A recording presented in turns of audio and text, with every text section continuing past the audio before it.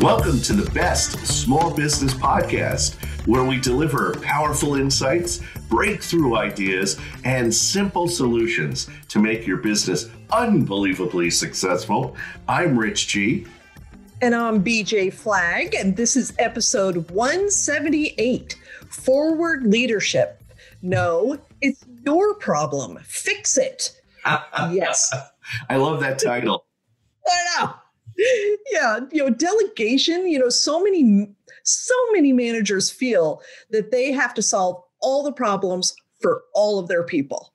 Yeah, and after a while, you have 10 to 20 new tasks sitting on your shoulders looking for a solution. You need to empower your team for having them solve their own problems. So today we're going to show you how to get your team to fix their own problems. They will grow, mature, and be able to handle more complex problems in the future. Exactly. And Rich, give us our first tip. Well, the first tip is don't come to me with problems. Yes. If you have a problem, speak with me, but bring solutions to that problem.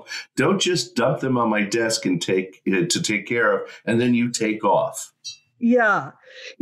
Don't, come to your leader and say, okay, I have more than one solution. Yeah. And then we can discuss, and then, you can go and fix it yourself. Yeah, that's having a conversation about it, because what happens is if you end up solving all of their problems, they're never going to grow. Yeah. And they're never going to mature, and they're going to stay stuck in their little bubble. So pushing the problem back in their lap grows them exponentially. And you know what? You're going to notice that your people are going to be so much happier taking on complex challenges when you give them even a more complex work. It's going to be surprising to see the reaction when you've enabled them. Yeah, they're going to be happier because, see, if your people are trained to just keep dumping stuff on you, they will. That's the thing. They will just come in and go, here, it's your problem now. And, what you need to do is be brave, because the first time is hard. But the minute you push back and just say, I have no idea what you're talking about. Come to me with some solutions and we could have a chat. And push them out of your office, close your door. And then when they come back, they'll come back with some solutions, and then you could discuss it and say, that one sounds like a better solution. Why don't you try that one? Yeah. And, tip number 2, which is think forward. Think of all the people ahead of you and what they may need. Don't just do your portion. We see this so many times in companies where a person will take care of their task, but they've done a workaround, they've done a little sneaky little thing, and it's not going to work going forward. So thinking forward and teaching your staff to think forward is so important. Yeah, and as a leader, you need to always have the big view in mind. Always guide, steer, and tweak to keep your ship going straight. And BJ, you're absolutely right. Sometimes your people will do a little sneaky runaround, or, kind of like brush the crumbs, under the table, and it's going to blow up it for them. They don't see it. You see it, but they don't see it with a client or a customer. Yeah, definitely. And you know what? Know which of your people will be needed on the future, for the future of that project. We see a lot of managers will stick with the same employees, but they don't have the skill set that's needed. So, don't be concerned about switching a project, and make sure your staff knows, hey, we switch projects here. Switch it to another person who might be more qualified, right? Yeah, you tapped into something that's really interesting, where if you have a bigger team, sometimes your more inexperienced team members, point them towards some more of your more experienced team members and say, you know what, you need to talk to Steve or Mary about this. They'll help you with it. And right. You don't have to be the only teacher. Exactly. And the more you empower people, the happier they are. And that leads us into tip 3. You're really trying to teach them to ride a bicycle. So when you teach somebody to ride a bicycle, you get them on the bike, you get them pedaling, but you hold the seat to make sure they don't fall.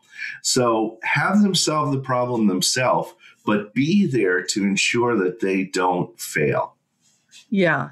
And you know what? Sometimes you have to, through repeated follow-ups that, might occur when circumstances change or a client changes their mind or goes off in a new direction, or even worse, sometimes things just completely blow up. And that leads us to tip number 4. Exactly. Did it blow up? Step in, validate, and solve. This is a very quick and easy thing you need to do. Did your project blow up beyond your team's abilities and functions? Step in. Validate the work that was done by the team and start at the point where things were still okay on the project. This will get your team to realize, oh, she's with us on this. He's with us on this. Yeah. And they'll step in. They feel so much. When something blows up, it's like everybody's brain goes on alert and they need you. And they'll feel so much better when you're on the case with them. So your job is to isolate the time when it went bad. You have to diagnose the patient and then work with the team to straighten out and produce a great outcome. Again, work with the team to straighten out. Don't you just take it and run with it, because then they'll never learn. This happens together. Oh, for sure. And you know what? Review it with your team. Do a post-mortem and have them understand the process so that they don't have it happen again. Encourage the team, to share anything about the event. Every blowout is a learning and teaching moment, and you've got your team's attention right at that moment. So it's an awesome time to kind of get in there. Don't you agree? Yeah, we're using a lot of medical terms on this tip, but I think it is.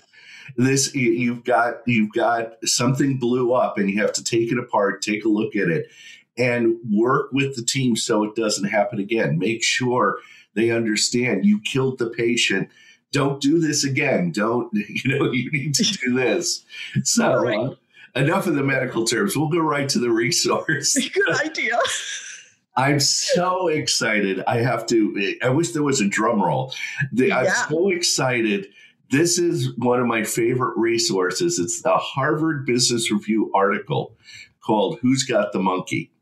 And if you go to Harvard Business Review and search on Who's Got the Monkey, it's not expensive to purchase. Also, you could probably find it as a PDF somewhere on the web. But it's by William Ogden and Donald Wass. And it is the #1 most downloaded HBR article. It was written in 1974. I know, and it's timeless. And, the burdens of subordinate always seem to end up in the manager's lap. And this actual article helps you kind of get rid of so much of that. It's just fantastic. Yeah, I recommend it to all of my audiences and clients to read for my leadership programs. It's so great. It covers why is that managers are typically running out of time while their subordinates are typically running out of work. And it's because you're walking around, they call it, you walk around with monkeys on your back. You could walk down the hallway and get 3 monkeys from your people by just having some chats. And what the article teaches you is how to kill the monkeys, how to get them off your shoulders and back on the shoulders of your team. Exactly. And I think everybody will enjoy it from the idea that management time, as it relates to the interaction between the managers and their bosses, their peers, and their subordinates. We kind of all work in the same bubble. So this is a great article for everybody. Yeah, you've probably seen managers that they have all the time in the world.